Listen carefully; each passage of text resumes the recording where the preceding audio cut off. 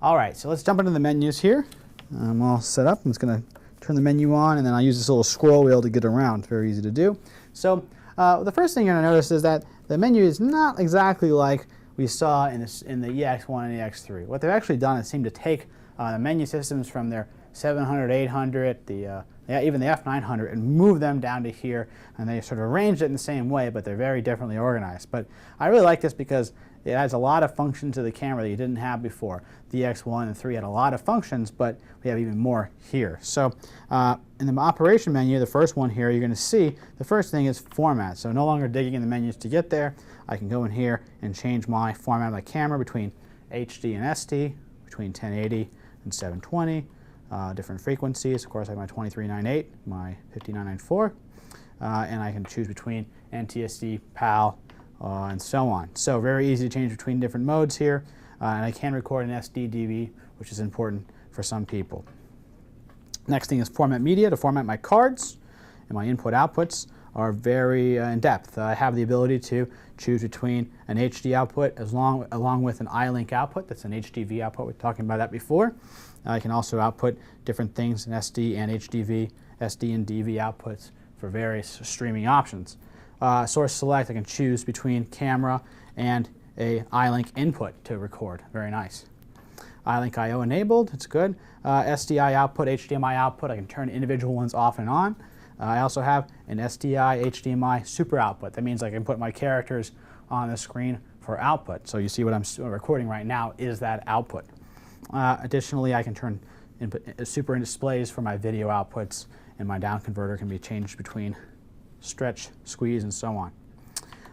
Go down to Superimpose, and I can choose to put different things on the screen, such as my markers, my boxes, my super displays like my safety areas, and so on can be put out there only, or only my menu, or only my viewfinder display. I can choose between those things. So if my client just wants to see timecode and timecode only, I can choose that, and I get that output.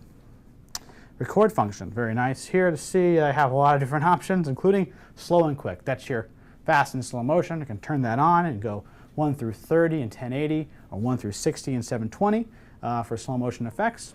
Picture cache, that's your pre-buffer. I can set that up and get myself up to 14 seconds of pre-roll before I hit record. That'll be recorded in my card to give me that extra leeway. And I have interval and frame record for time lapse and individual recordings for animations and so on. My assignable switches, viewfinder settings, all my marker options, gain switches, zebra controls, it's all here. There's a lot of things there, of course. The next thing that was really impressive to me was the paint menus. Now, I'm a big camera dork and I love to play with my colors and make looks and so on. So the EX1 and 3, again, very powerful in what they could do. But here I have even more options, which is really nice to see. I have my white controls where I can actually dial in specific temperatures for color for A and B on my white balance control switch. I can set them off, add gains individually if I want to, adjust my black levels, and then go into my gamma settings. Now, you're going to see I have a lot of gamma options here. Let me turn back to my standard gammas, and you can see I have individual steps, red and blue, green gamma adjustments, and then 6 different standard gammas to choose from, and then 4 hyper gammas to choose from as well. Now, these are the same gammas found in my higher end, my cameras, the 700, 800, F900 even. Same gamma curves, very nice to see there. Again, they're taking those menus and brought them down here. Black gamma adjustments, of course, knee adjustments, white clip adjustments, individual adjustments for detail in HD and SD. It's important to have when you're recording SD to have different detail levels, skin detail. And then I have my matrix and multi-matrix. Now I like to change my colors around, so I see I have a full user matrix adjustments here. Again, very important to see. And multi-matrix, similar to my color corrector on the EX1, but here I can choose between multiple different colors and change individual colors as needed. Again, lots of stuff here. And then last, I have my noise suppression circuit, which is great to get my image even cleaner than in higher gain situations. So going back up here, I'll go into my maintenance menu, and I can see I have my important things that, as an engineer, I need to change. My white balance, black balance, timecode settings, camera configurations for different bar outputs, and change my preset white balance if I want to. So it's all here. There's no more limitations. Really, it's basically very full-featured individual settings that I expect to see. And then lastly, I have my file menu changes. My options here much more great than on the EX1 and the EX3, where it was sort of limited to a single file.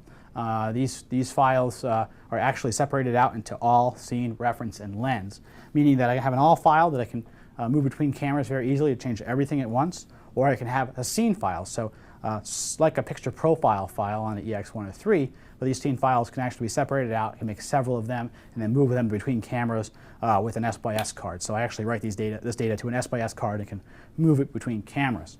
Reference files and lens files as well, so I can have individual files for white shading of individual lenses that I own. So this is all this stuff here. This is really, really in depth. The camera has just so many options, and I've been really impressed with how great it does, how much you get for a really relatively inexpensive system. So this camera is going to be under $22,000, and we're really looking forward to seeing it in the market. Thanks for watching, and I'll see you next time.